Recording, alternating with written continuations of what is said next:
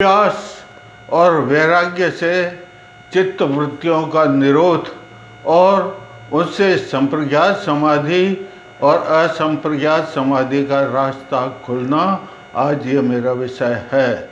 आप मेरे इस चैनल को सब्सक्राइब करें, लाइक करें और कमेंट भी करें आप किस शहर में रहते हैं। देखो, मैंने कल 5 चित्तवृत्तियाँ बताई थी। उन चित्तवृत्तियों का निरोध करना चाहिए। वो चित्तवृत्तियाँ 3 प्रकार की भी होती है। 5 प्रकार तो मैंने बताया, लेकिन उनके विभाग 3 होते हैं: राजस, तामस, राजस और सात्विक। कितने?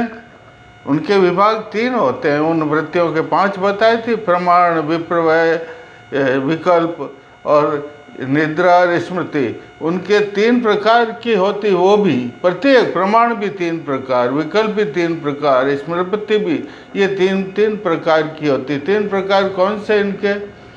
तामस, 3 गुण है नहीं, तम, रज और सत्व।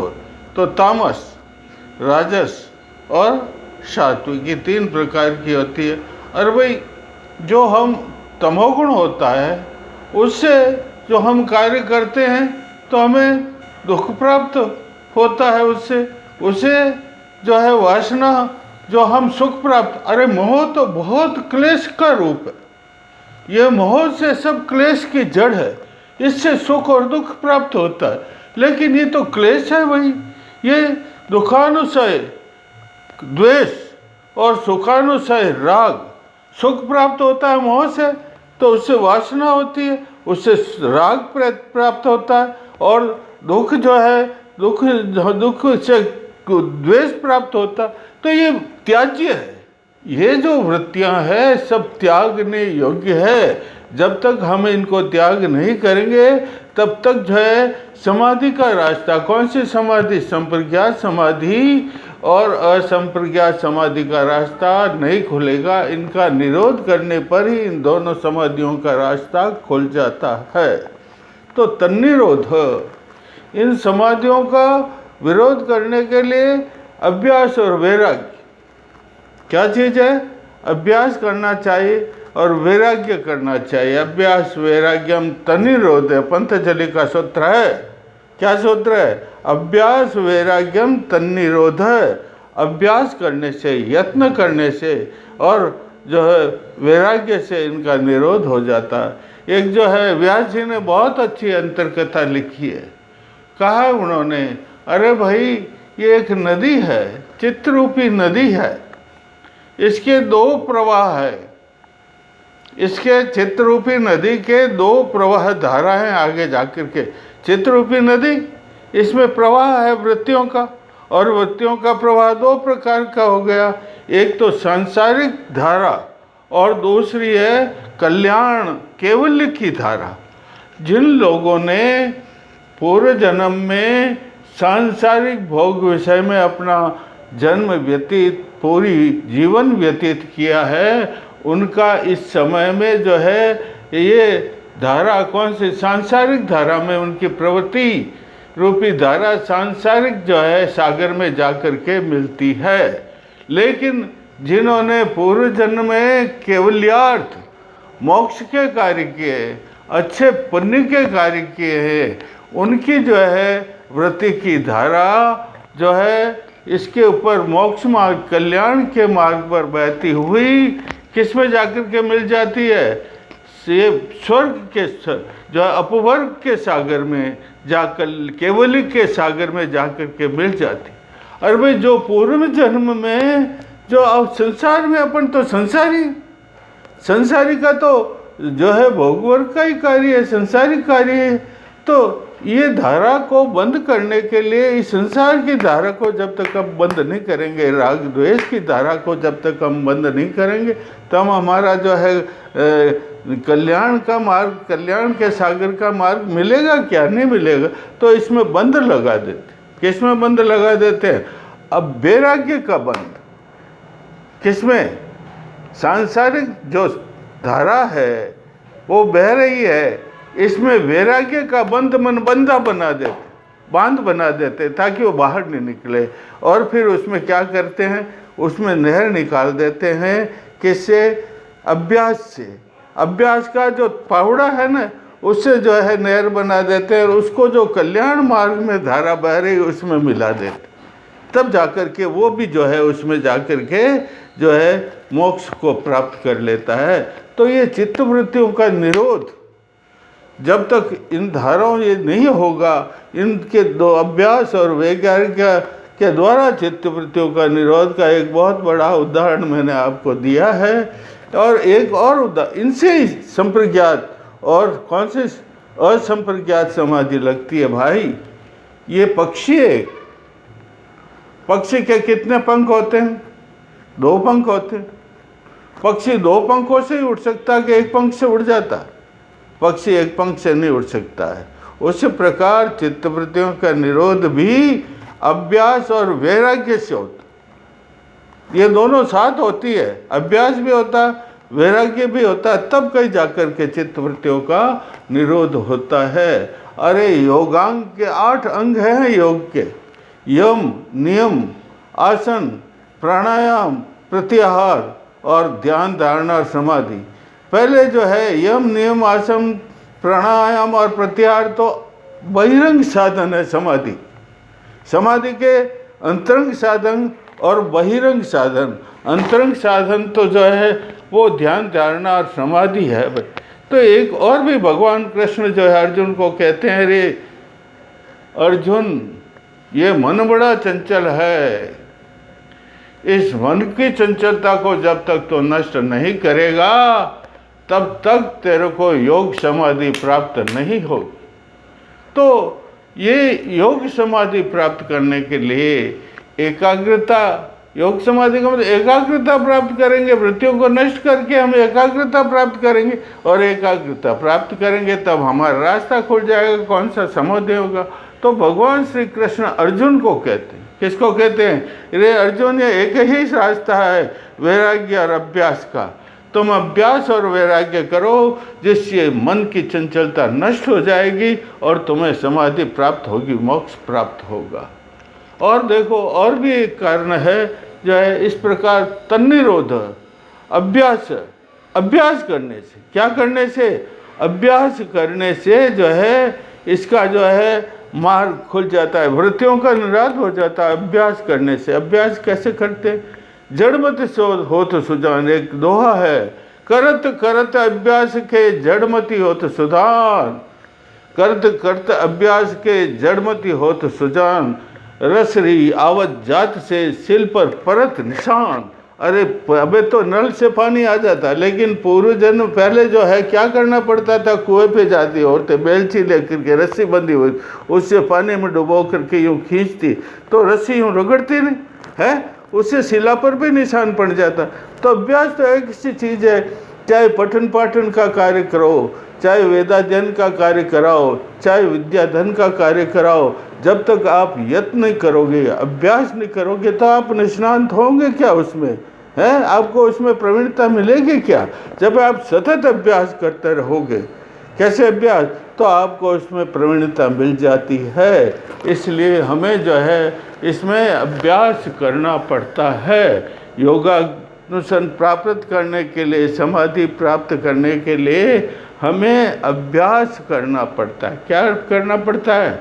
अभ्यास करना पड़ता है। जब तक हम अभ्यास नहीं करेंगे तब तक हमें सिद्धि प्राप्त नहीं होगी। हम वैराग्य के, हम उसकी ओर, किसकी ओर? समाधि की ओर अग्रसर हो ही नहीं सकते। समाधि 2 प्रकार की नहीं, संप्रज्ञात समाधि और असंप्रज्ञात समाधि। हम इनकी ओर अग्रसर हो सकते हैं क्या? सतत अभ्यास करना। देखो एक सूत्र है इसमें, शतु दीर्घकालेन निरंतर्य संस्कार सेवितो, ये है दृढ़ भूमि। देखो ये सूत्र है पतंजलि का। क्या सूत्र है पतंजलि का? एक तो पहले तो तन्निरोध अभ्यास, अभ्यास से इन वृत्तियों का निरोध हो सकता है। और एक सूत्र है सतु। क्या है? सतु दीर्घकालीन निरंतर्य, निरंतर संस्कार सेवितो दृढ़ भूमि। ये जो है इसका जो है सूत्र है कि हमें जो है क्या करना चाहिए? दीर्घ काल तक अभ्यास करते रहना चाहिए। वर्षों तक अभ्यास करते रहना चाहिए। अरे योगियों को की तो भूमि है, दो प्रकार के है ना भाई। एक तो वे योगी जो अब शुरू कर रहे हैं योग विद्या का साधना कर रहे हैं, और एक वे योगी जो पूर्व जन्म में योग विद्या का साधना कर चुके हैं, और तो उनको तो शीघ्रता ही प्राप्त हो जाएगी। अभ्यास इतने करने की जरूरत ही नहीं पड़ती, उनकी वृत्तियां जो शीघ्र ही नष्ट हो जाएगी। और जो दीर्घकालीन मतलब उनको दीर्घकाल तक अभ्यास करते रहना चाहिए। लेकिन जो योगी अभी साधना कर रहे हैं उनके लिए तो निरंतर ये शब्द है।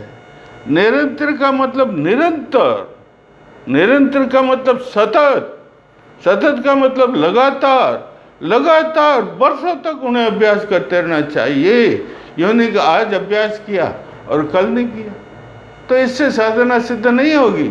उन्हें तो धैर्यपूर्वक निरंतर, थकना भी नहीं चाहिए, घंटे 2 घंटे रोज अभ्यास करना चाहिए। इसका रोज अभ्यास करने से अपने आप जो वृत्तियां हैं, मैं अपने 5 प्रकार की वृत्तियां बताई है, प्रमाण, विपर्य, विकल्प, स्मृति, निद्रा, और इनके 3 प्रकार बताए हैं, राजस, तमस, सात्विक। ये सब वृत्तियां अपने आप निरोध हो जाती। वृत्तियां मैंने बताया ना, सतु दीर्घकालीन है। जो योगी है नए हैं वो तो दीर्घकाल तक करते रहे साधना, लेकिन जो पुराने योगी है जिन्होंने पूर्व जन्म में साधना कर ली है, उनको तो शीघ्रता ही प्राप्त हो जाएगी अभ्यास से। और अब क्या बताया है उसने, निरंतरीय, निरंतर सतत तेल की धारा की तरह। तेल की धारा प्रवाहित होती रहती है, कम ज़्यादा नहीं होती, उस तरह उन्हें निरंतर सतत लगातार जो है साधना करते रहना चाहिए, जिससे उन्हें जो है सब वृत्तियों का निरोध हो जाता है। लेकिन और भी बात, क्या बात है, संस्कार, वशीकार, संस्कार, सत्कार से भी तो सत्कार पूर्वक, किसके पूर्वक, श्रद्धा होनी चाहिए। और आपकी योग विद्या में श्रद्धा ही नहीं, आप ऊपरी मन से जो योग विद्या की साधना कर रहे हैं, और आप में वीर्य, वीर्य का मतलब ब्रह्मचर्य व्रत का पालन नहीं कर रहे हैं। और आप ब्रह्मचर्य व्रत का पालन करोगे तो आपका जो है शरीर पुष्ट होगा नहीं, शरीर पुष्ट होगा तो आपकी जो है वैराग्य की और ये अभ्यास की साधना सिद्ध हो जाएगी नहीं। तो आप जो है संस्कार सेवितों का मतलब होता है श्रद्धा, वीर्य और भक्तिपूर्वक। किसके पूर्वक, आप भक्तिपूर्वक लगातार साधना करते रहे, साधना करते रहे, तो ये वशीकार वैराग्य कहलाता है। इससे जो है हमारी साधना सिद्ध हो जाती है, चित्तवृत्तियों का निरोध हो जाता है। हमें ये साधना करती, देखो बताए ना, सतु दीर्घकालीन निरंतर्य संस्कार सेवितो वैराग्य। ये देखो, ये किसका, पंतजलि का सूत्र है। और उसके बाद में वैराग्य आता है। क्या आता है, वैराग्य और अपर वैराग्य 2 है। वैराग्य भी कौन सा, अपर वैराग्य भी, वैराग्य अलग है, अपर वैराग्य उससे अलग है। वैराग्यता का मतलब तो समाधि के लिए रास्ता मिल जाना। वैराग्य का मतलब क्या होता है, आसक्ति नहीं, चित्त के अंदर किसी प्रकार का विकार नहीं। हमारा चित्त है ना, उसमें किसी प्रकार का विकार नहीं, दोष नहीं, उसे जो है कोई वृत्ति नहीं, उसको हम जो है ये कहते हैं वैराग्य। क्या कहते हैं, अरे भाई भगवान कहता, अरे इसका तो भगवान में चित्त लग गया है, ये तो सांसारिक कार्य में लगा नहीं रहना चाहता, तो एक ही भगवान में लगा रहता है, उसको कहते हैं विरागी। वैरागी कहते हैं, क्या कहते हैं, वैरागी कहते हैं ना।